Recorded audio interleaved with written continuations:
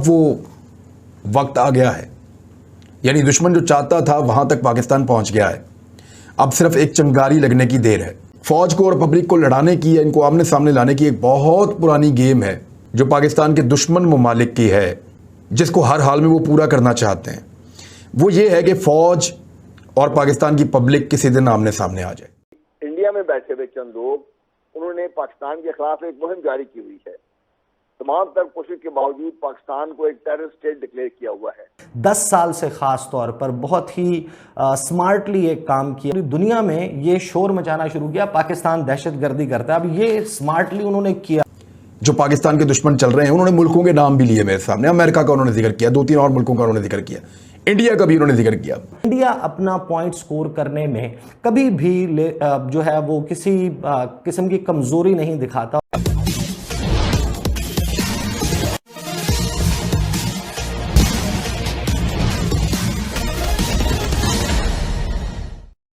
पाकिस्तान के प्रधानमंत्री इमरान खान को प्रधानमंत्री के कुर्सी से बेदखल कर दिया गया है और उनके जगह नए प्रधानमंत्री शहबाज शरीफ ने पदभार भी ग्रहण कर लिया है। पर पाकिस्तान के अंदरूनी हालात दिन पर दिन बिगड़ते जा रहे हैं। जिस पाकिस्तानी सेना के खिलाफ पाकिस्तान में कोई बोलने की हिम्मत नहीं जुटा पाता था, अब उसी पाकिस्तानी सेना के खिलाफ लोग सड़क पर उतर आए हैं। पाकिस्तानी मीडिया यह कह रहा है कि यह सब भारत का किया कराया है। भारत जो चाहता था वैसा ही पाकिस्तान में हो रहा है। इसके पीछे हकीकत क्या है, आइए समझने के लिए आगे बढ़ते हैं। फौज को और पब्लिक को लड़ाने की या इनको आमने सामने लाने की एक बहुत पुरानी गेम है जो पाकिस्तान के दुश्मन ममालिक की है, जिसको हर हाल में वो पूरा करना चाहते हैं। वो ये है कि फौज और पाकिस्तान की पब्लिक किसी दिन आमने सामने आ जाए। जो पाकिस्तान के दुश्मन चल रहे हैं उन्होंने मुल्कों के नाम भी लिए मेरे सामने। अमेरिका का उन्होंने जिक्र किया, 2-3 और मुल्कों का उन्होंने जिक्र किया, इंडिया का भी उन्होंने जिक्र किया। फिर उन्होंने सहाफियों के नाम बताया कि ये सहाफियों को भी इस्तेमाल किया गया। हामिद मीर का तो उन्होंने साफ नाम लिया, मुझे कहा उन्होंने हामिद मीर के बारे में कि इस आदमी को भी टास्क दिया गया था कि बलूचिस्तान की फलां फलां चीजें जो हैं वो ज्यादा रिपोर्ट करो, पब्लिक को और फौज को लड़ाओ आपस में कुछ भी करके, और ये करता था। और ये बाकायदा रिपोर्टें मौजूद थी पाकिस्तान के इदारों के पास। वो वक्त आ गया है, यानी दुश्मन जो चाहता था वहां तक पाकिस्तान पहुंच गया है। अब सिर्फ एक चिंगारी लगने की देर है। पाकिस्तान के लोगों को पाकिस्तान की फ़ौज से एक शिकवा है और फ़ौज के ख़िलाफ़ बदतरीन ट्रेंड पाकिस्तान के अंदर बने हैं, जिसमें वो हल्के बहुत खुश हैं जो इस साजिश को पाया तकमील तक पहुंचाना चाहते थे। इंडिया में बैठे हुए चंद लोग, उन्होंने पाकिस्तान के खिलाफ एक मुहिम जारी की हुई है। तमाम तर कोशिश के बावजूद पाकिस्तान को एक टेररिस्ट स्टेट डिक्लेयर किया हुआ है। और वो पता ये चला कि वो फेक सब कुछ चल रहा था, दैट वाज कॉन्स्पिरेसी। और रिजल्ट ये था कि आपके सामने पाकिस्तान एक टेररिस्ट स्टेट के तौर पे सारी दुनिया वही बात कर रही थी, अमेरिका वही बात कर रहा था। अभी लेटेस्ट जो हुआ है 2+2 भारत तो अमेरिका का, वहां पर उसने फिर पाकिस्तान को वही ताना दिया है। तो that is those are the conspiracy intervention. जब आपके हालात मुल्क के अंदर कोई चीज ऐसी हो, जब हालात एक जिगर पे चल रहे हो, अभी आप रमनार उसका तस्करा कर रहे थे, तो एक जिगर पे चल रहा था हालात, तो सडनली उसके अंदर आप देखिए रेस्टोरेंट को आग लगी, उसके बाद क्या हुआ सारी दुनिया जानती है। वो हालात को अपने तरीके के मुताबिक इस्तेमाल करना, ये वो चीजें हैं जो इंटरवेंशनिस्ट करते हैं और होती रही है पाकिस्तान से पहले। आप बात करते हैं पोलिटिकल इंस्टेबिलिटी है पाकिस्तान में, नंबर 1। पाकिस्तान के जो मुहतरम इदारे हैं, चाहे वो आपकी अदलिया है, चाहे अफवाज है, वो अंडर अटैक हैं। इंडिया ने, आपको मालूम है कि गुज़श्ता तकरीबन 10 साल से ख़ास तौर पर बहुत ही स्मार्टली एक काम किया। पूरी दुनिया में ये शोर मचाना शुरू किया, पाकिस्तान दहशतगर्दी करता है। अब ये स्मार्टली उन्होंने किया क्यों, और मैं क्यों कह रहा हूँ स्मार्टली, क्योंकि जो भी दुनिया में फ्रीडम स्ट्रगल्स हैं, जो आज़ादी की जिद्दोजहद है, वो कानूनन जुर्म नहीं है। और उसके लिए मुख्तलिफ मीन्स को अडॉप्ट करना, जो आदिवासी हैं, जो इंडिजिनस पीपल हैं, जो वहाँ के रहने वाले हैं किसी एक खित्ते के, वो अपनी आज़ादी की जिद्दोजहद कर सकते हैं। उसकी अक़वाम मुत्तहिदा के कवानीन में गुंजाइश है। लेकिन अगर इंडिया अब ये साबित कर दे कि नहीं, ये फ्रीडम स्ट्रगल नहीं है, ये दहशतगर्दी है, और यही काम इंडिया अपना पॉइंट स्कोर करने में कभी भी जो है वो किसी किस्म की कमजोरी नहीं दिखाता। पाकिस्तान की इकोनॉमिक कंडीशन जिस हालत में है वो आपके सामने है। और अभी जो रिपोर्ट्स आ रही हैं, गंदम की जो पैदावार है बड़ी कम हो रही है। फ्यूल शॉर्टेजेस ऑलरेडी, अगर लोग लड़ना शुरू कर दें आपस में, तो ये जो सूरत हाल है ये अचानक नहीं बन गई। अच्छा। तो यानी आपका ख्याल ये है कि ये सारा वेल प्लान्ड है, मतलब ये आपका कंसिडर्ड ओपिनियन, ये आपने बड़ा, यानी आप इस पे बिल्कुल, यानी आप यानी बिल्कुल तय कर चुके हैं और बिल्कुल आपका एक ओपिनियन है कि ये जो भी कुछ है ये बाहर से खेल खेला गया है, ये समझो। कह रहे हैं कि बाहर से इंटरवेंशन हुई है, लेकिन अब हल क्या है इसका? हल इसका देखिए, हल इसका ये है, मेरे नजदीक इस वक्त जिस तरीके से हम आपस में दस्तो गरेबान हैं और जो आगे होने जा रहा है, इमरान खान साहब जिस तरीके से पीटीआई को लेके चल रहे हैं और जो हुकूमत में लोग बैठे हुए जो दावे कर रहे हैं कि हम पीटीआई को ये कर देंगे, पीटीआई को वो कर देंगे, इस टकराव का नतीजा क्या होगा आगे डॉक्टर साहब? जिस तरीके से अफवाज पाकिस्तान और अवाम के दरमियान फासला पैदा करने की कोशिश की जा रही है, उसका नतीजा क्या होगा डॉक्टर साहब?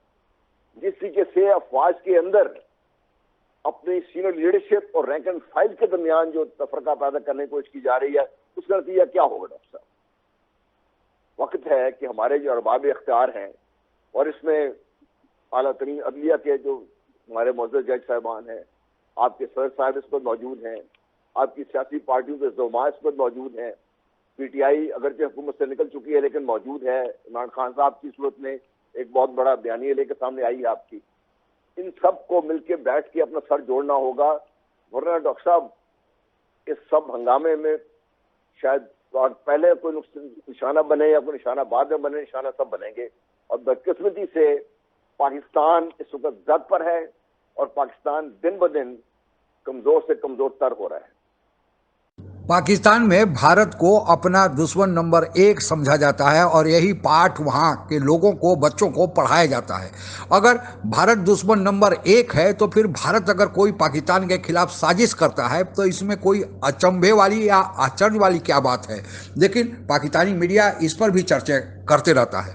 दरअसल इमरान खान की सरकार को वहाँ के सेना ने बनवाया था, क्योंकि पाकिस्तान के प्रधानमंत्री जो इमरान खान थे उनके पास पर्याप्त संख्या में संसद सदस्य नहीं थे, इसलिए वहाँ की सेना ने वहाँ के कुछ छोटे छोटे दलों के संसद सदस्यों पर दबाव डाला और उनको इमरान खान के साथ जोड़ा। तब जाकर इमरान खान ने संसद में बहुमत हासिल किया। लेकिन इमरान खान पाकिस्तानी सेना के अब काबू से बाहर चलते जा रहे थे, वे अपनी मनमानी में लगे हुए थे और वहाँ के खुफिया एजेंसी DGISI के बहाली को लेकर तो वहाँ के सेना प्रमुख जनरल बाजवा और इमरान खान के बीच तो इतनी तनातनी बढ़ गई थी कि मार्शल लॉ की बातें होने लगी थी। उसके बाद भी घटनाक्रम ऐसे हुए कि हालात और बिगड़ते गए और इमरान खान और वहाँ के सेना प्रमुख के बीच दूरियां बढ़ने लगी। तब जाकर वहाँ की सेना ने अपना समर्थन इमरान खान से हटा लिया और जो छोटे छोटे दल थे जिन्होंने पहले इमरान खान का समर्थन किया था सेना के कहने पर, उन लोगों ने अपना पाला बदला और वे अपने हिसाब से दूसरे दलों के साथ जाकर मिल गए।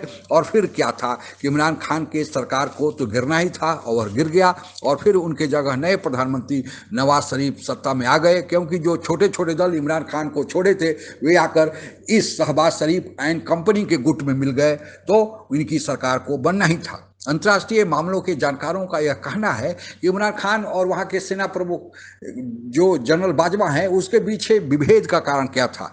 जनरल बाजवा भारत से अच्छे संबंधों के हामी थे, क्योंकि जो सीमा पर तनाव था उस पर जो खर्चा आ रहा था वह पाकिस्तानी सेना बर्दाश्त नहीं कर पा रही थी और पाकिस्तान के हालात ऐसे थे कि वहाँ पर रक्षा बजट बढ़ाया नहीं जा रहा था। तो जितना रक्षा बजट मिलता था उससे यह संभव नहीं था कि भारत के साथ लगातार कशीदगी या तनाव बना रहे। और दूसरे, अमेरिका का अफगानिस्तान से निकल जाने के बाद अफगानिस्तान की सीमा पर भी पाकिस्तान को अब अपनी सेना को लगाना पड़ता था, क्योंकि वहां पर भी तालिबानियों के साथ जो तहरीके तालिबान पाकिस्तान है उनके साथ भी हालात बिगड़ रहे हैं और वे लगातार पाकिस्तान में आकर हमले कर रहे हैं।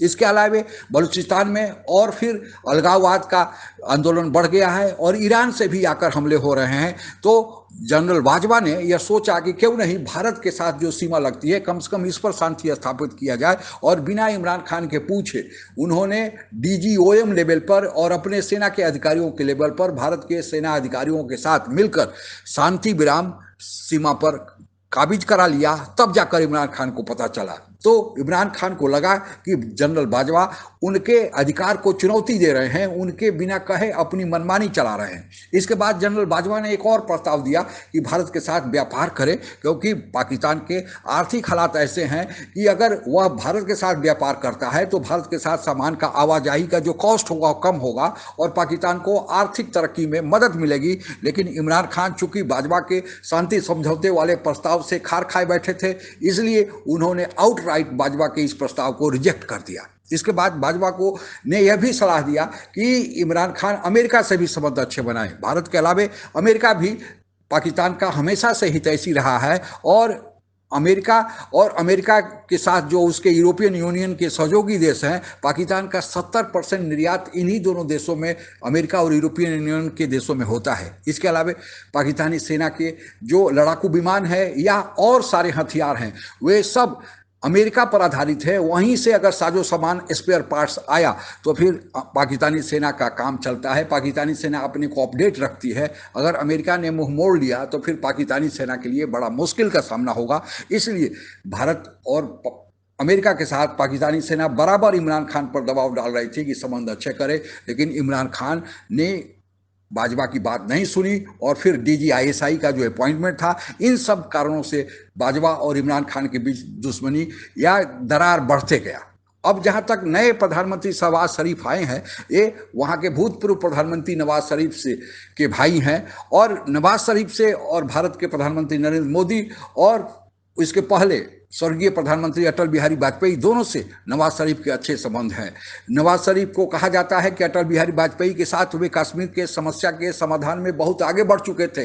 यह उस समय के तत्कालीन सेना प्रमुख जनरल मुशर्रफ को पसंद नहीं था और उन्होंने कारगिल करके सारी जो मनसूबाबंदी थी नवाज शरीफ और अटल बिहारी वाजपेयी ने किया था कश्मीर मामले पर, उसको उन्होंने ध्वस्त कर दिया।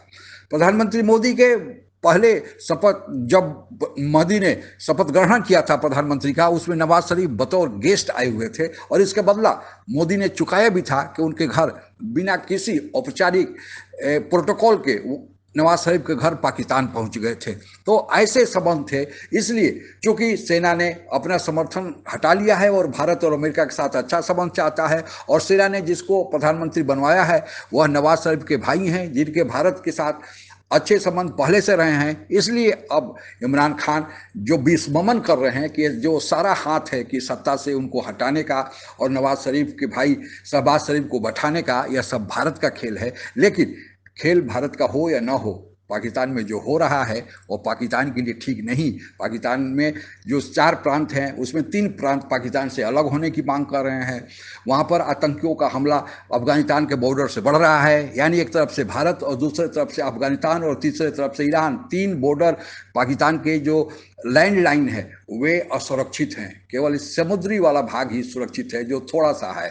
तो पाकिस्तान को सोचना चाहिए कि उसे आगे करना क्या है। केवल इल्ज़ाम लगा देने से पाकिस्तान का मसला हल नहीं होता है। अपने घर को ठीक करे, क्योंकि पाकिस्तान की आर्थिक हालात भी अब दिवालियापन की कगार पर जाने को तैयार हैं। आज के लिए बस इतना ही। जय हिंद। आप अगर हमसे जुड़ा रहना चाहते हैं तो कृपया मेरे चैनल को सब्सक्राइब करें तथा बेल आइकन भी दबा दें ताकि नई वीडियो की जानकारी तुरंत आप तक पहुंच जाए। धन्यवाद। जय हिंद।